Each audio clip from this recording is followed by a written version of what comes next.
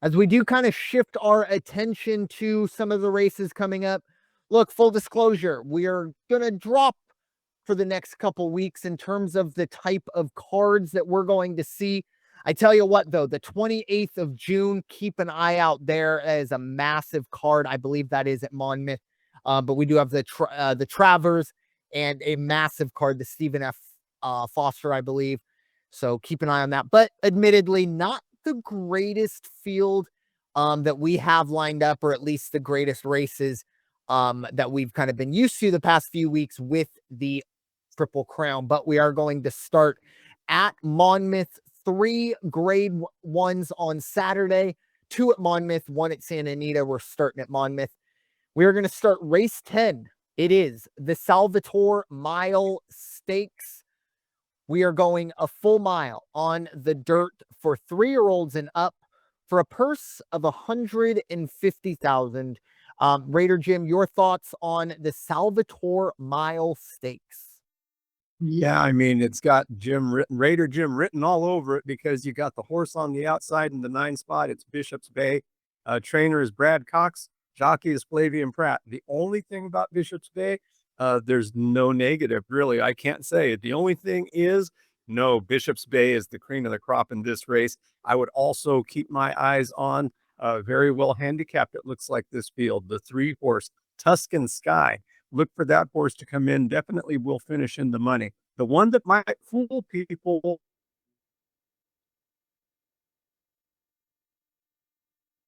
Not.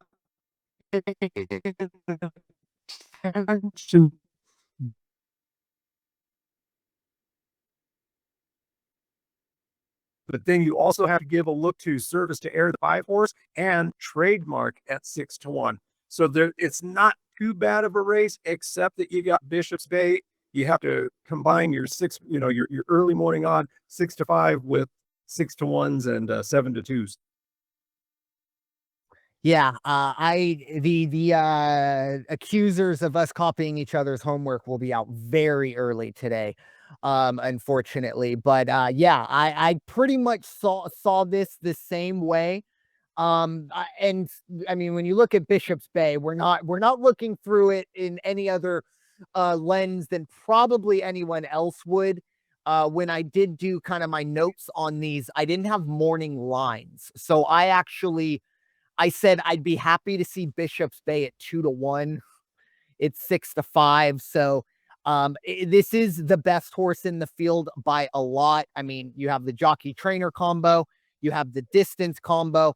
Everything here is coming up Bishop's Bay. The one thing that I will, just maybe throw up a little bit of a flare, but even then, I don't think it's that big of a deal. But this horse will want to get on the lead, and it is breaking from the outside. Monmouth, where it starts, it's a big track. So you are pretty much almost into that kind of first turn earlier than you would be on other courses at a mile. Again, just if there's any holes to poke in Bishop's Bay, I would assume, or I would say that would be it for Bishop's Bay. And then my number 2 actually here is that 4-horse, Offaly Cool. I really like what this horse did last time out. Obviously, I do know he's an optional claiming. This horse, big step up in class here, but it's 6-1. I love the value. And the other horse at 6-1 that I like underneath it all is Surface to Air. And again, a big reason why I gave Offaly Cool a little bit of a edge over Surface to Air is going to be the fact that in that optional claiming, or I'm sorry, back in the Chris Kringle, back all the way last December, Awfully Cool did beat Surface to Air. So a season debut for Surface to Air to keep an eye on. Tuscan Sky is interesting to me because it does seem to me that they felt that maybe they weren't getting as much as they wanted to out of this horse on the dirt, and then they put it into a grade 2 on turf, and it did not perform, period. I at 7-2 myself personally, I would like to see a little bit longer odds before, or at least one more race of this horse before I get into it. One thing I will say, and I don't know if this is just a Monmouth thing, and Raider Jim, maybe you can give some insight, but I've seen multiple times no rider for these horses. Tuscan Sky. We also have Anti-Gravity in this race, which I don't think will be a factor at Yeah. all. The only reason I'm bringing him up is because he's also listed with no rider. But I mean, again, it's not like this horse is not going to have a jockey, but that's enough for me to kind of raise an eyebrow. I rarely ever see that. But uh, just my thoughts going forward, Raider Jim. I don't know if you have any thoughts on the no rider situation.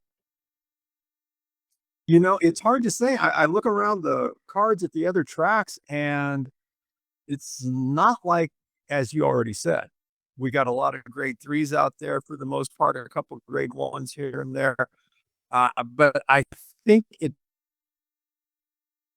the caliber of the card right now for this track, and guys are still at the Saratoga.